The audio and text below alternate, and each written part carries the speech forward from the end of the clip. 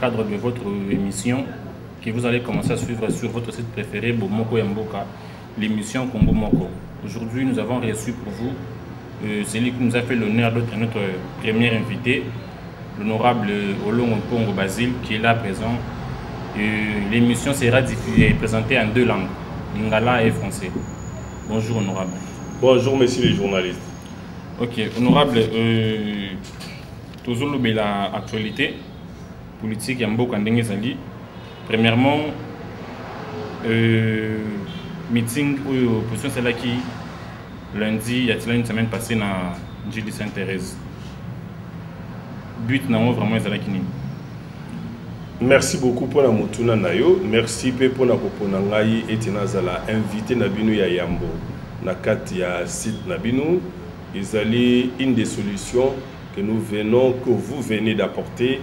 Naba compatriotes ebele oyo bazali libana mboka oyo bazaka na posa bayoka ngai oyo bazana posa balandaka presque chaque semaine évolution politique na mboka na biso République démocratique du Congo oyo ezali mboka munene kati na Afrique mais na kita bozu ebele mais mboka oyo ezali classé parmi les pays les plus pauvres na population na banine misère ezali moyenté. Ozali koyeba ete na maponami oyo esalemaki na 2011 elekaki malamu te na maponami mana bato nyonso bayebi eyebani na biso oyo tozalaki wana ke no président Tshisekedi aganaki baélection epesaki makokoso na moi ya lelo Tshisekedi moto azokamba te Kabila moto azokamba mitema. On a voulu que non barecours oyo esalemaki tout même ma preuve tout comme la Cour suprême balobi non tout ça moyen to que na fond égalité ils ont refusé d'examiner les preuves balobi que non moyen to que na fond égalité forme de jeux biaisés bien nous bozali na mandaté ils ont rejeté ba recours au ezaki na Cour suprême. On est là devant un fait to yebi que na mboka na biso mutu moko te azali likolo la constitution les meilleurs élus à la République démocratique du Congo mais la proclamation des résultats va proclamer 61 500 voix. Malgré va diminuer, mais Nazaka les premiers. Mais qu'est-ce qui s'est passé? Nathan va diminuer. Ils m'ont fait perdre 4 ou 5 sièges. Batouel, Nana Benda, Bazala, député, na compte va voir Nangaï. Ils m'ont permis seulement que na Benda Moutoumoko Kaka, honorable Kovo Ingila. Na Benda ye, mais pourtant na Benda est belé. Na Katiwan. Pour ce moment, il y a des élections où ils n'a pas si mingi. Comme Kotakiao, déplacement à bord. Ils sont là au pouvoir aujourd'hui. Ils sont là au gouvernement. Baïm Sabiso, tant que vous allez Kolobakeno, faites attention, les gens se bousculent pour appliquer les accords de l'Émirat. Batouachaki Tembe. Kebitou Matozanango, ils apprennent l'application de l'accord de l'Émirat. Batouachaki Tembe. Lélo, où en sommes-nous? Tozawapi. Tokomi wapi. Et le ban de Koeliezer. Je salue en passant. Honorable, mais Ekokendete, pour précision, Ekokendete, Congo Etikala ba Congolais. Nous avons une révision constitutionnelle. Monseigneur Marini Bodoaza favorable pour la révision. Monseigneur Marini a représenté un Zambie. Parce que c'est un homme de Dieu. A représenté un Zambie. Ngaïne na Zabou. Les Anzambé. Il est écrit dans le livre Absaume. Ne savez-vous pas que vous êtes des dieux et cependant vous mourrez comme des hommes. Dieu me dit, Basile oyebite kozala Nzambe. Cependant vous kufa lokola mutu. Marini aza représentant ya église protestante. Et nalobaki lobby sur une chaîne de télévision. Nalobaki que le poisson commence à pourrir par la tête. Je te dis, garde, tiens ça. Église Wana, protestante, et qu'on s'est vidé dans les membres. Pourquoi? Parce que Oya Lobby, c'est une déclaration ou une position charnelle. Oya Wouté Panaye. Ça n'engage pas toute l'église protestante. Vous comprenez? Au cas où cela engageait l'église protestante. Mais nous savons maintenant, Nanazanani, le masque est tombé. Nous savons maintenant, l'église nini où est pour le peuple. L'église nini où est pour la population congolaise. Il est libre de donner sa position, mais en tant qu'intellectuel et serviteur de Dieu, et il doit se conformer à la constitution Yamboka. Dire que la constitution est révisable, ce n'est pas un péché. Mais il doit aller plus loin pour dire que, quelle que soit la révision ou la constitution où il faut faire objet, article 220, c'est ce qu'il a manqué. Par contre, l'église catholique a été explicite pour dire, nous disons non à la révision constitutionnelle pour des raisons de paix. Mais si on peut aller plus loin, si on se permet de faire cette révision, qu'on ne touche pas aux articles verrouillés, qui sont au nombre de 8.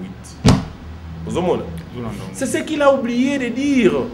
Je ne sais pas, est-ce qu'il l'a fait à dessein, ou soit il a voulu simplement dire que non, la Bible n'est pas révisable. Là également, je le prends au mot. Depuis que la Bible est éditée, tout comme la 40e version de la Bible, Monseigneur Marie, tout comme la 40e version de la Bible, oh, tout ça, mais non, vous comprenez? Donc, et le Biwana s'engage que lui et s'engage pas la population. Nous ici nous parlons au nom de la population avec mandat de la population. Nous avons ma nomination à l'église, c'est mon église. Pour y avoir décidé Mamboka, il faut un mandat de la population. Si en tant que sénateur, c'est à partir de 4 députés provinciaux qu'on devient sénateur. Comprenez? Ce n'est pas à partir de 112 000 voix qu'on devient sénateur. Si tel est le cas, j'en aurais même 20 sénateurs, moi, pour en reproduire. Tout changer le sujet, c'est une publié calendrier. À la grande surprise, Bino Boboui. Quelles sont vos raisons? Malheureusement, le temps de créer de la confusion. Les lots, il est aux arrêts, ça y est. Tant dans le baki en tant que prophète, il crée la confusion, il crée des problèmes. Admissi calendrier, je vous dis, pour créer des problèmes dans Katiamboka. Tout ça pour quelle raison? Pour d'intérêt. Pourquoi? Calendrier Abimisi, ils ont une élection locale en 2006. Pour nous amener encore à accumuler des arriérés, il y a un processus électoral 2011-2016. Il nous présente un programme, il y a une élection au nom 2013-2016. Il n'y a pas un processus électoral 2013-2016. Non, non, non. Il y a un processus 2006-2011 et puis 2011-2016. Il y a quelque chose wapi. Ça c'est un. De deux. Tout le monde qui bazou le bakeno mbongo ezalité. Curieusement, vous avez aucun bazou comme na mbongo c'est ce référendum. Le référendum c'est une élection. Voilà mbongo ezalité. Mbongo c'est ce référendum vous comprenez? Alors tout le monde qui est non calendrier naie ezali ko bala na président la constitution. Vous comprenez? Parce que les députés provinciaux, il faut baser la élu au suffrage universel direct. Vous comprenez? Tout le monde qui ceux qui est connu comme Tambola, c'est qu'il faut coupler l'élection locale na l'élection des députés provinciaux pour que les grands électeurs puissent voter, les gouverneurs, les sénateurs, les bourgmestres et ainsi de suite. Mais faire ce qu'il est en train de faire là, c'est nous amener dans des ordres. Oui, malou. Nous avons vu dans le Camboya, élection présidentielle à un seul tour. Azo Kende, à Tkalou Manangan. Donc, tout ce que comprendre, ce qui est le bazo Samisaï, je pense par rapport à l'arrestation honorable. Justice et Kende Moussika, ils ont des problèmes. Arrestation n'a pas été désavantagée. C'est-à-dire, il va arrêter pour que Makamoué la retarder parce qu'on doit tout chambouler. Babandelango, ainsi de suite. Nous avons un président assaini. Et dire encore que là, Marini, au moins, comment nous avons rattrapé Batou. Parce que prêtre, l'église catholique est qui prêtre à se présenter. L'église protestante est qui il y a catholique. au nom à la société civile tobi misaï on va protester ba misi malmal le malmal yo na zo samba te basango ba bato baboya ki babi no to boyi sangwa samba to boyi sangwa azala humilier lelo to komi wapi donc isa makambo moko malamu te arrestation na ye justice c'est ça la musala nango mais ça la musala ya ndinga bien ozomona ba grief ezele belé on peut maintenant ko zo ba plainte nyonso oyo opposition ekotisa contre lui ba tiango ensemble ba juger on fait d'une pierre deux coups.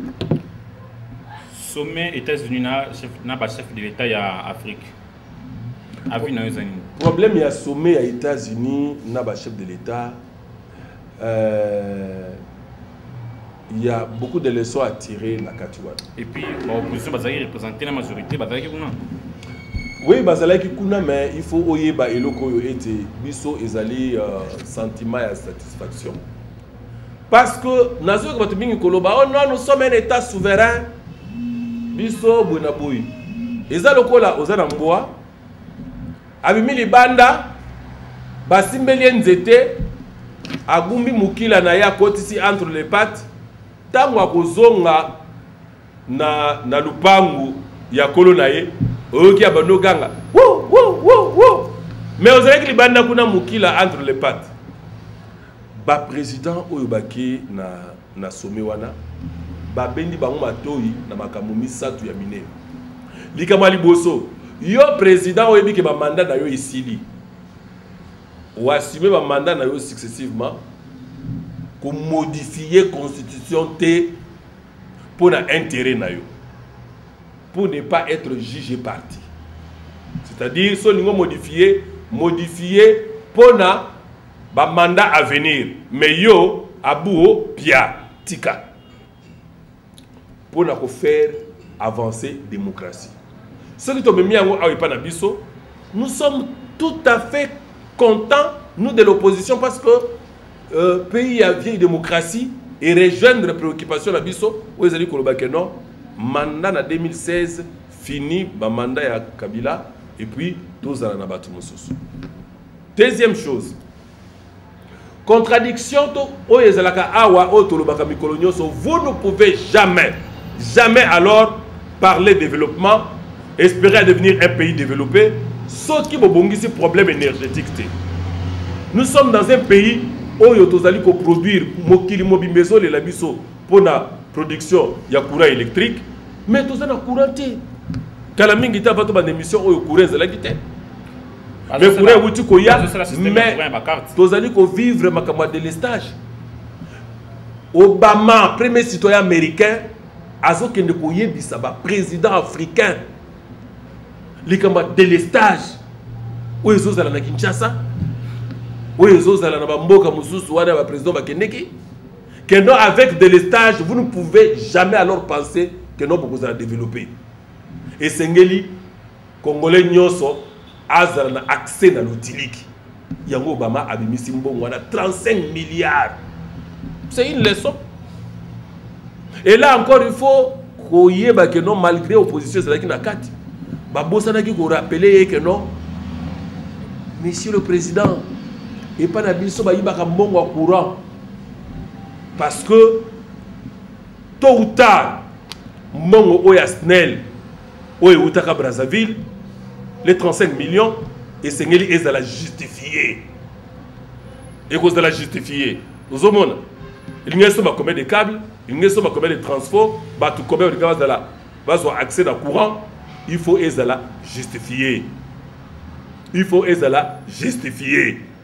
Nous avons Naza pour Zana maman ba regret pambate inquiétude des alliés ya koyeba ke no mbongo no bama tindi eko ya wapi ozomona donc natamba zo zo leso ya ndingwana pona ngai sa nga chair de poule que Obama pa na ye mukolo moko te à vivre coupure électricité de l'estage mais awa asa ko rappeler biso makambo wana ezali passe. Ils allaient pas si mingi. Donc, et là comme mususu, ils allaient problème de sécurité pour yo asenga ki bandeko wana pour que nous va veiller awa.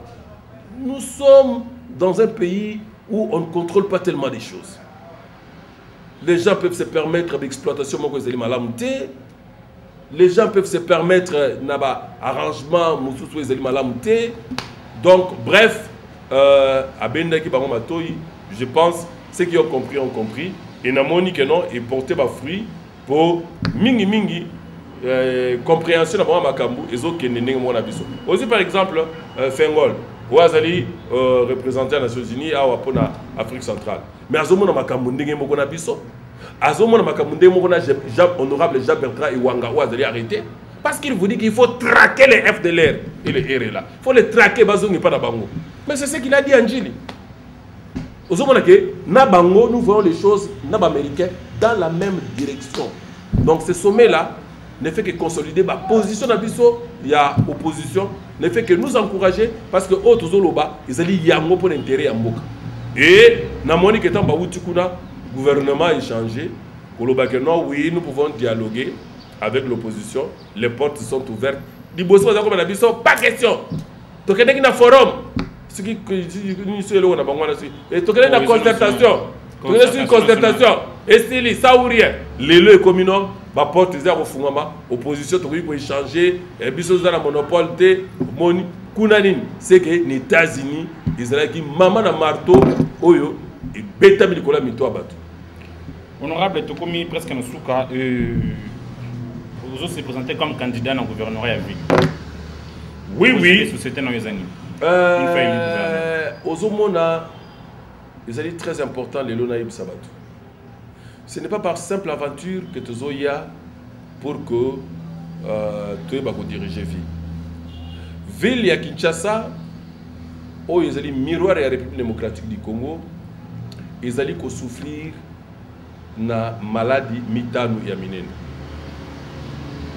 La première chose, l'urbanisation de la ville. Avant de benga micro, micro, c'est parce qu'ils allaient dans la forme de micro. Nasinga. Ceux qui ont bengi, ils allaient beaucoup. C'est parce qu'ils allaient forme de beaucoup et que c'est na micro oyo. Et bongo ville à Kinshasa. Toute ville, ils allaient na programme, na architecture, na urbanisation oyo ya ville. Malade à liboso ya moi. Malade wana, batu o bazali wana. Ne pense jamais. Est-ce que peux-tu comprendre que au long na Gombe, au côté na banlieue, au long na Obabengi centre-ville, tu es à côté na directement na commune à Kinshasa na Lingwa. Est-ce que tu comprends? Donc, na moni que non urbanisation à ville à Kinshasa ils ont posé problème. Et c'est ngeli ko simba yango pona ko bongisa yango. De deux, tous la population kinoise ils allaient à plus de 10 millions d'habitants. Mouvement migratoire, il y a population, on a déplacement à Bango, ça pose un sérieux problème qu'il faudra résoudre. Troisièmement, la santé. Oyo, il y a quinoa parce que lorsque vous avez une ville de plus de 10 millions d'habitants, il y a possibilité que les maladies ébélées, les maladies opportunistes, et se développer. Contact à Batou, ni à Batou. Mais ces gens-là doivent se soigner, ils doivent avoir accès à la de santé où ils allaient moins coûter. C'est le moindre souci, il y a un gouvernement en place. Là, nous allons prendre ça en compte. Troisième chose, ceux qui sont à Batozali Malamou, ces gens-là doivent travailler. Ces gens doivent travailler. Aucune politique, aucun mécanisme mis en place pour que les Quinois vont sentir que non, ceux qui n'ont qu'à la capitale, les gens vont à l'intérieur, ceux qui n'ont qu'à la capitale, la Rosa Kala, papa n'a biso bazali kolongwa, na l'intérieur, na bi que ceux qui n'ont Léo, na Rosa Moussala. Mais Lélo, et comme il est et pour terminer, ils ont un élo comme très important. Ceux qui moutoient à Azul Moussala, il faut la sécuriser. Il faut la sécuriser. Mais les Quinois ne sont pas sécurisés. Tant que vous avez un poteau, vous avez un awa. Tant que vous avez un étranger, place nous sommes aux Nabiso Lelo, vous avez un awa. Mais ça m'a mis, vous avez un tracasserie pour quitter nos autres quitter.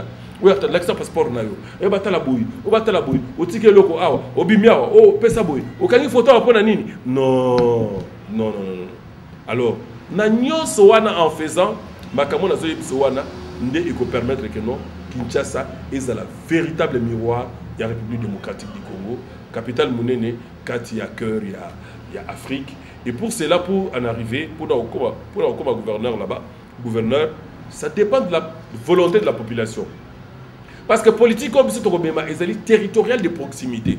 Il est également vrai qu'il est donné à tout le monde, il y a Koloba Kazali candidat, même caméraman, même Yo. Au Loba Awa, Yo pour comme candidat, gouverneur. Parce que c'est l'élection à suffrage indirect. Nous avons fait que ça y a azate. Namboka Oyo Basiba Longola, critères et études. Tu vois, pour être président de la République, on te dit critères et études, c'est facultatif.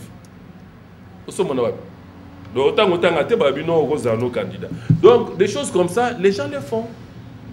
Les gens le font. Mais moi, ça... Non, ça, c'est le moindre détail.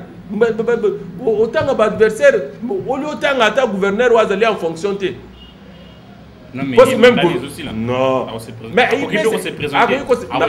Nabandaki Moutali Bosso, on a yebisaki, qui n'a pas candidat gouverneur et puis n'a pas bima. Ils l'actuel gouverneur qui Mbouta. Je lui ai dit dans son bureau qui n'a pas gouverneur, yoko longwa to ça nos remises de reprise, ngana vani na kito yo vandwa yoko nationale. L'équipe nationale, mes collègues journalistes basé l'équipe nationale témoin. Donc ceux qui y na zo yebisa yene wana et bongo les autres. Non. Ngana zana adversaire T. Honorable. Je n'ai pas l'adversaire. Quand nazo bandi lango, nazo adversaire T. De vraiment ne balobaka à vaincre sans péril. Bah ouana je triomphe sans gloire. Donc bah ouana les gens disent que non, n'a gagné parce que tête non, bah ouana T. Les Quinois savent déjà nani a sa gouverneur là-bas. Mais pour amuser la galerie, bon, les gens racontent ce qu'ils peuvent raconter, hein, tout ça. Honorable, une fois si vous êtes élu au Rwanda Wapi, parce que on a créé trop de problèmes dans Kinshasa. La toute première chose à faire, ils allaient restaurer l'autorité à l'État. Est-ce que pouvez-vous comprendre dans cette ville qu'un gouverneur vous dise, dans 4 interviews, que Bazoba Kabamati place Wana, Kota Kinmazier, policier à Télémi. Nasta Lobi Nabango, et Bazoyo Kate. Moi, gouverneur, je vais donner des ordres à un policier, à Royolangaïté. En quoi serais-je gouverneur? Il faut restaurer l'autorité de l'État. Et ce qui fera que la décision au Yokozwa, en appliquant la politique de proximité, est aussi. Le mal est profond aux hommes. Mais d'ordre et déjà, vous voyez que pour que tu résoudre le problème est belé, d'une complexité à Makabozali pour la ville à Kinshasa, il faut penser la toute première des choses à l'urbanisation. Chose grave, il existe un bureau d'études et d'aménagement urbain. Sur la première rue Funa. Première rue Funa. Yokoto Yebiamo. Babenyango Beau. Mais est-ce qu'ils se servent de ces bureaux? D'accord, approcher Bango. Tobeti O Nazali Kobeta. Il faut gestionner le monde. Pour nous dire ce que je peux faire pour Kinshasa. Ils allaient souvenir au Nganabotika. Nasama Bele Oyo. Ceux qui n'ont qu'un Koufi, un jour, on dira ah, Ndeko Basile, Moutasala Makamboy. Honorable, problème et phénomène Koulouna. Ceux qui sont l'honorable Basile, élu gouverneur. Ezali moindre des choses. D'ailleurs, le problème Oyo ya Kinshasa Awa, Ezali complexe. Mais il faut le Sika Oyo pour résoudre. Koulouna ya Koulouna pourquoi? C'est parce que, un, Moussa les alités, ils allaient pas me dire qu'on a résoudre si on a commis le pouvoir. De deux, mais pour des questions, pourtant, on a fait la période de campagne pour développer un mot. Pourquoi on a créé Mistalate? Tout ça, c'est ceux qui ne savent pas. C'est facile que Mouto Yotangiwana aille biso qui a posé la candidat. Il va faire quoi? Ma collègue Nayo. Ah non. Honorable. Non, moi, bah, toi, majorité, hein. Bon, on est là, tous allés, mais poids.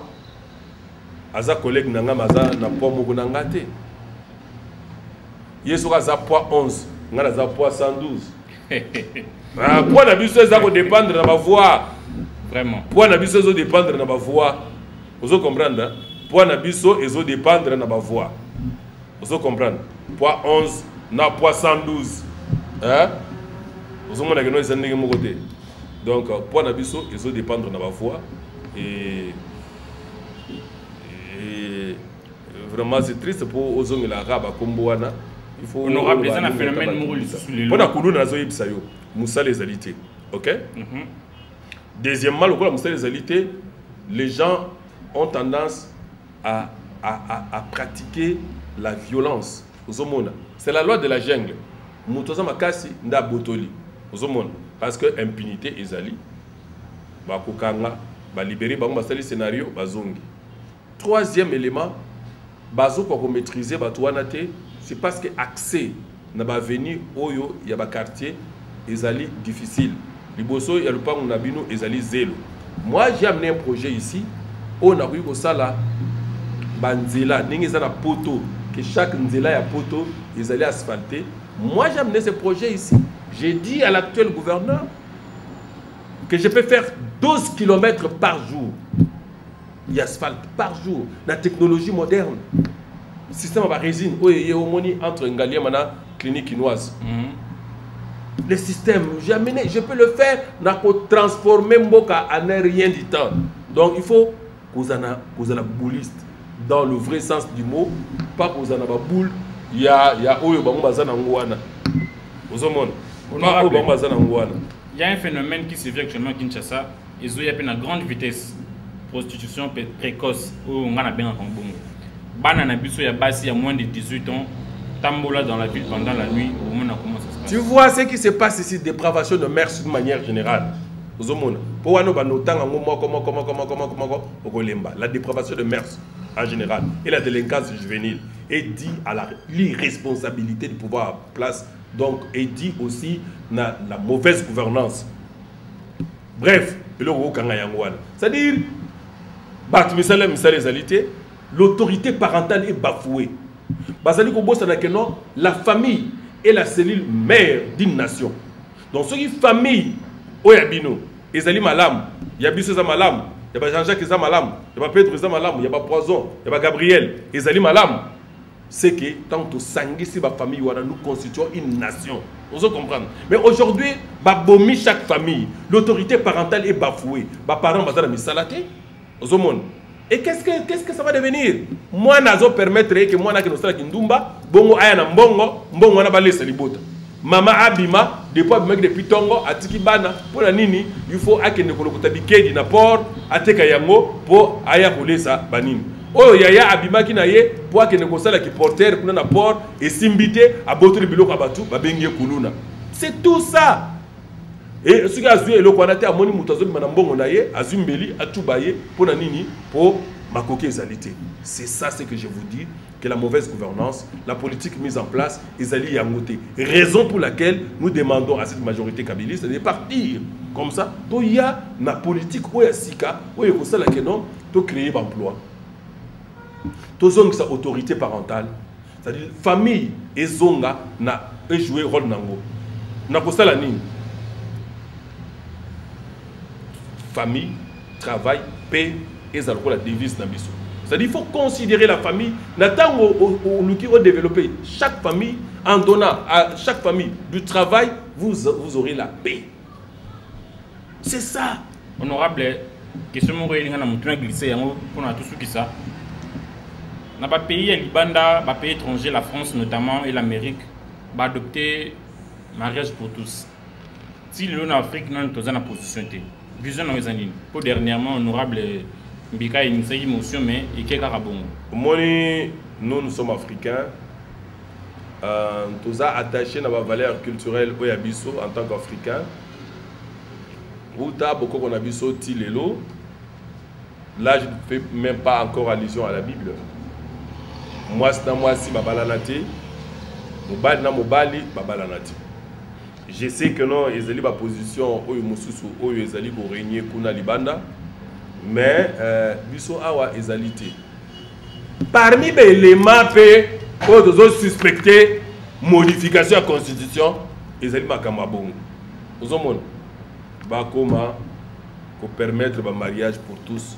Parce qu'il y a un collègue à côté qui loi wana pour interdire. Raison ezalité.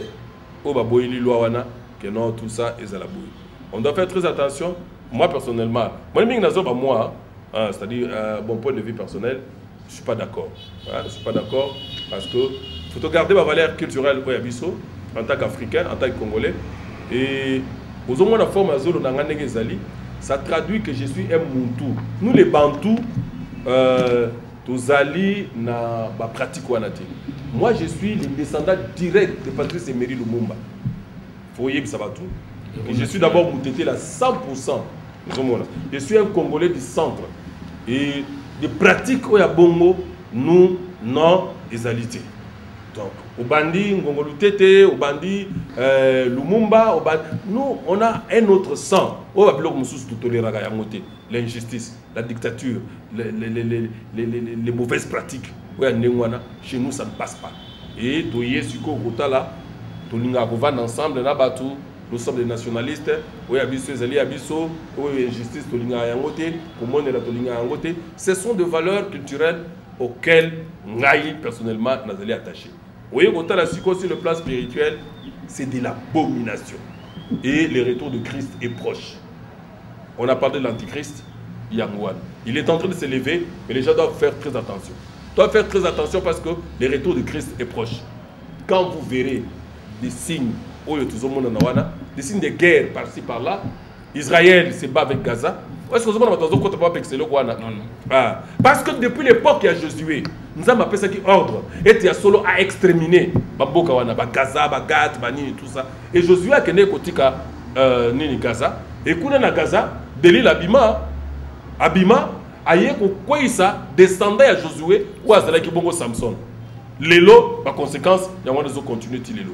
Et bien, fait Oyo, et le Bama Natangwana, Lelo, ils ont continué. Depuis des guerres par-ci par-là, les hommes se marieront entre eux, les femmes entre elles. C'est ça, le mariage pour tous. Et on verra l'écuménisme. Tout ça, c'est l'approche. Christ revient bientôt et nous devons nous préparer pour qu'à son retour, qui nous raconte sans tâche ni ride, tout ça, vous allez prêt, il y a Kukutana, naïe. Parce que à chaque chose, il y a une fin. Honorable Tokomi, presque à la fin de l'émission, votre mot de la fin et puis votre avis par rapport à l'émission. Bon, émission, Tosali, Ngaï nous a invité, je ne sais pas mettre un avis tout à fait particulier, personnel aux autres concernés Ngaï. Nous avons dit que non, Bozala, Batu, Oyo, Bozali impartial, Oyo Bozui, Boke ne diffuser Yango, Bozala Batu Moko, Oyo Bozoko Zoba image, pour nous couper Sango, n'a service. Mais, il faut appliquer aux lois si on a besoin, il y a des propos tenus par votre invité, il y a une procédure, il y a une réquisition qui doit être faite, et puis vous allez vous allez au salut émission, aux éléments pour oser un autre invité, vous voyez, ça y est, nayo qui sayo, dans la moto yo, alobaki nayo boye non, wana ou keneli bosote. Donc, vous allez impartial, vous allez bateau, vous allez pour information.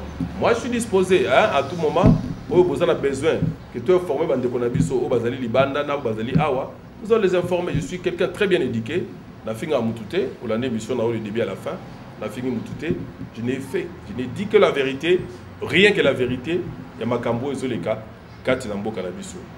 Je sais que vous travaillez dans des conditions très difficiles. Au sein de la bataille, pour vous encourager, au bazana poto, au bazana mamboka mopaya, au bazana bosenga, il y a des informations que et je vous demanderai aussi, il y a des images pour boyina lobby, mais des images sur terrain.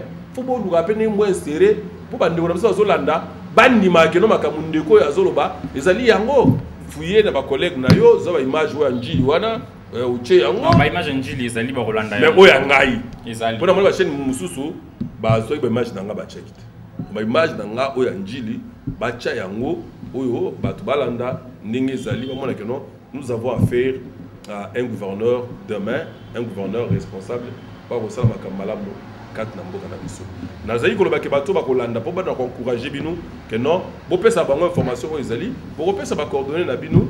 Je sais que bande commune ya diaspora bazalaka souple. Ils vont vous soutenir vraiment, ils ont un problème. Il y a ceux qui soutiennent nos hôpitaux, batinda bakisi, batinda ba pareil pour les diabétiques, batinda yango. Dernièrement, il y a bateau va promettre biso batinda biso appareil, il y a échographie Ce qui yo peut aller saisi au continue la biso après échographie au reçoit ba numéro na biso et pas ya ndeko journaliste pour ko tchaba numéro na ye pour benga to ko en contact botindeli biso to ko aider na nga batu eza penza problème moko ya grave. Voilà, merci, nous sommes arrivés à la fin de cette émission. Tout le plaisir a été pour moi. Bonne soirée chez vous. Merci, à la prochaine. Merci beaucoup.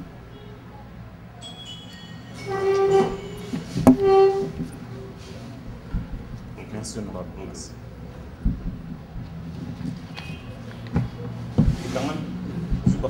Bandi boye, allez, c'est là où on a une histoire, les hommes en bas,